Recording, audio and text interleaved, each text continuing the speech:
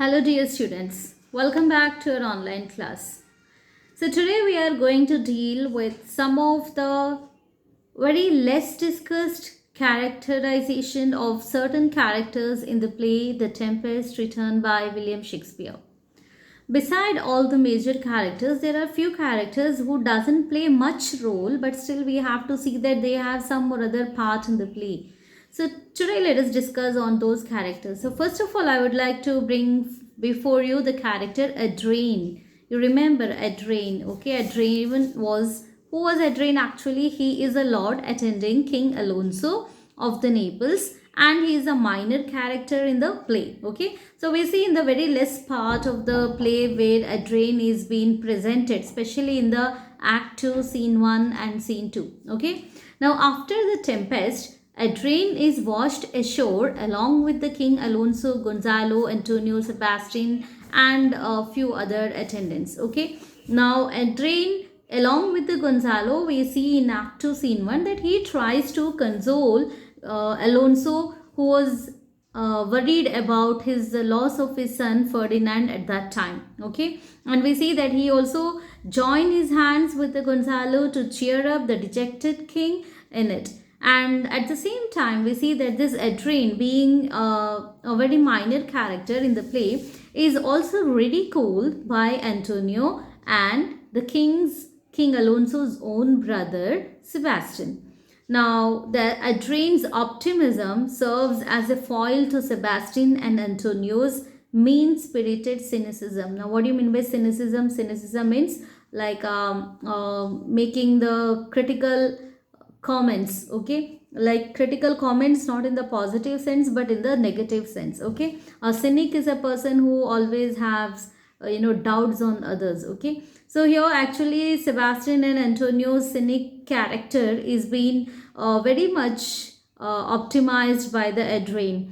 Now, as I use the term foil, F-O-I-L. Now, what do you mean by a foil? A foil means it's a person, it's referred to be to a person or to a thing that highlights another characteristic traits through the contrast. Means you are just comparing the two characteristics. Like we compare Sycorax, we compare Miranda, isn't it? Two characters are, so that you call it as a foiling. Okay, so now here, as I told you, that Adrain's it actually serves as a foil to Sebastian and Antonio, comparing the Sebastian and Antonio's characters. Now when we speak about Sebastian and Antonio's character, there is a very slight difference, though both have the negative role in the play, but still we see that Sebastian was actually doesn't had any kind of negative intentions towards Alonso in the beginning. Okay, he was being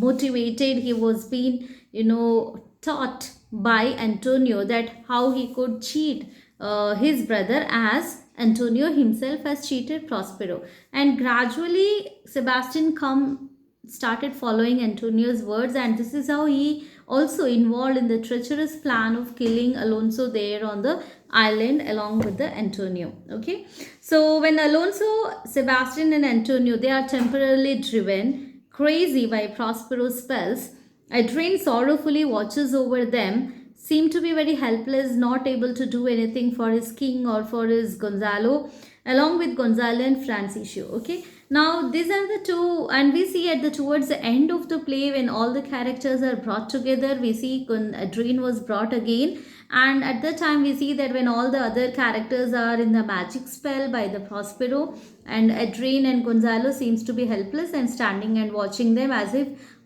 things are not there in hand and they can't do anything, but still they feel sorrow, they feel sad for the King for the King Alonso and all the other people who are gathered there. Okay, so this is what we discussed about the Adrain. So next we will be discussing a very important, very minor important character, I could say, and that is none other than Boatswain. Okay, so you remember when we have discussed or started the play The Tempest, Act 1, Scene 1, we have seen the role of Boatswain there, isn't it? When the ship was in a great havoc, at that time the Boatswain and the mariners were struggling very severely to control the ship and to save the life of all the crew people or all the passengers sailing inside the ship. Okay, and as a responsible person, as a responsible captain of the ship, it is the duty of the captain or the boatswain that he is bothered about the life of all the people inside the ship. So now here boatswain is an officer on the ship bearing Alonso and his courtiers home to Naples from the Tunis, okay, where they had celebrated their marriage of King Alonso's daughter Claribel, okay.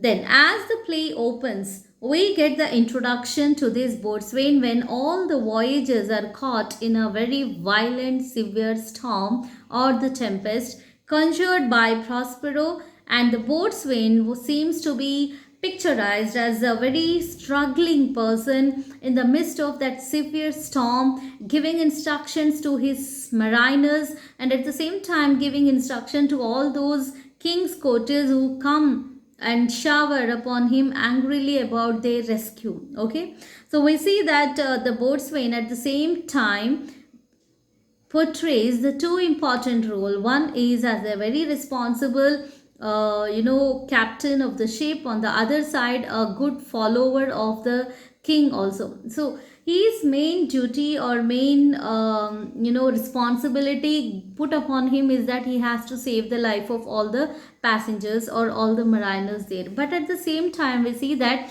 he also uses his credibility or his authority, that he will be shouting upon the king and the Sebastian and Antonio when they come to disturb him deliberately by not making them to continue their work properly. Okay, so his blunt treatment we see towards the royal passengers at that time, that when he on the deck when to question him in an indication of the severity of the storm. So at the boatswain himself puts the what caresses the roads. He says that what caresses the road, and he says that if you think that I am incapable of doing this, then better you come and do it. Okay, so he even questions the authority of those Antonio and Sebastian or other court people who now and then started coming and disturbing him at that time. Okay, so but during this time also we see that the one person shows complete faith upon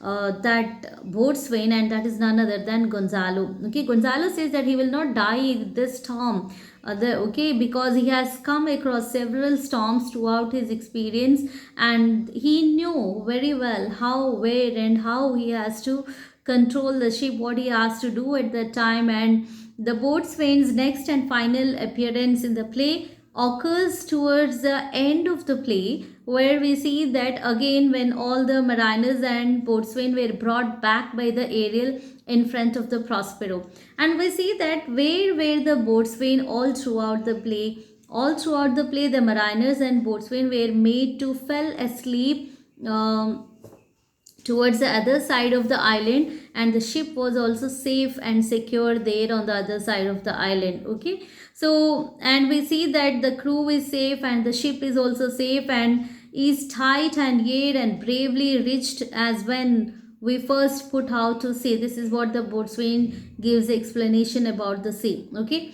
and he says that like only 3 hours earlier, and looking at the condition of the ship doesn't show that they have come across such a severe tragedy or such a severe tempest. Okay, then we will be coming to the third minor character discussed in the play, and that is Franscisco. Okay, by literally it's mentioned in the name with the characters list, but here also Franscisco also has a very minor character, but still you should have a knowledge about him. So Franscisco is a lord attending the king. So already we have seen Adrain was one of the lord, and now Franscisco is the another lord attending King Alonso of the Naples and a minor character in the play.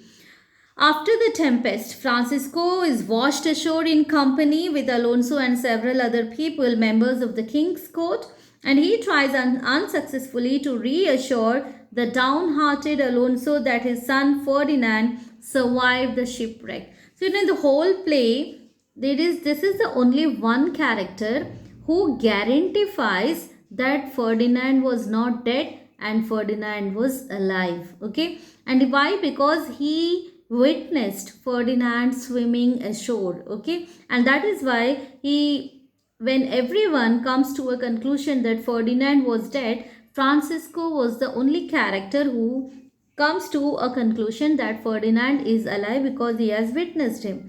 Okay, and this words of Ferdinand gives a hope to Alonso, and they start going in search of Ferdinand in the coming scenes. We have already seen that. Okay, and in some of the editions of the play, these lines are actually spoken by Gonzalo, but still here we see that in our edition it is spoken by Francisco itself. Okay. Now, Francisco's efforts to instill optimism in the king are undermined by Sebastian's assertion that Alonso himself is to blame for Ferdinand's fate. Now, you know that when Francisco explains to the king that he has seen Ferdinand swimming ashore, and so that is why he has a hope that Ferdinand might not have died, and he's still alive there and somewhere maybe in this part of the island or somewhere else, but he gives a little light of hope in the Alonso's mind. And at this point also we see that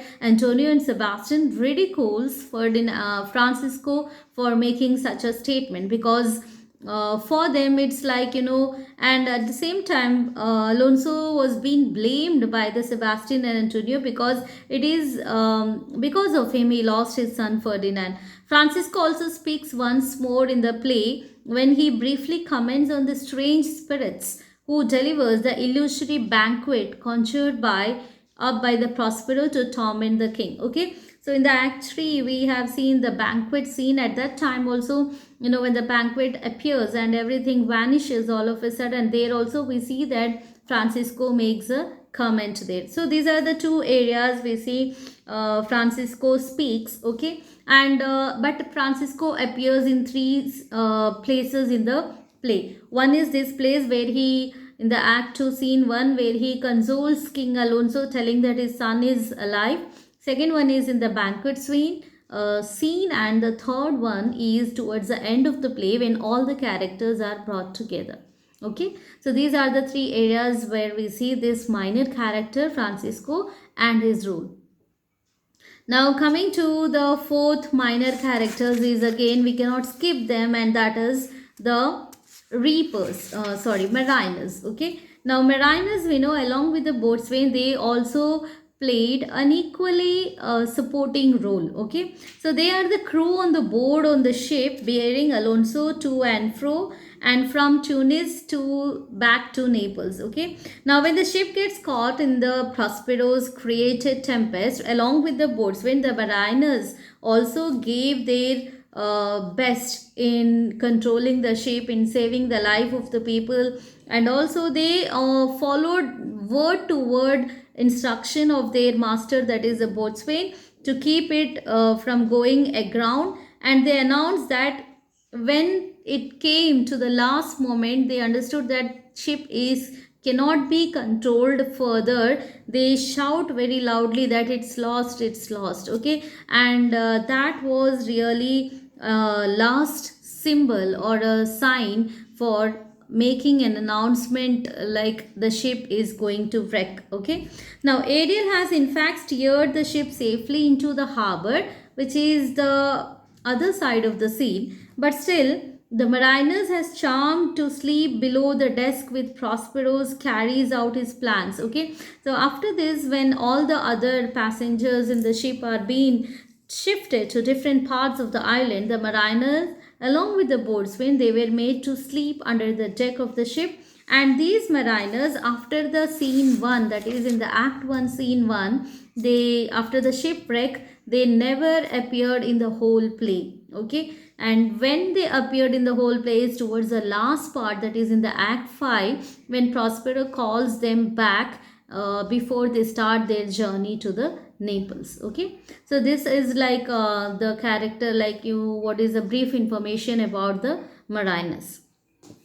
So we will be discussing the another two minor characters, but also you cannot keep those two minor characters aside, because they are the two characters which bring the comic relief in the whole play. Okay, so comic relief means putting some type of comedies in order to relieve the seriousness of the play, okay, or the tragic to decrease the tragic element of the play. And those two characters are Stefano and Trinculo. So we'll be discussing about them in the next video. Till then, take care, have a good day.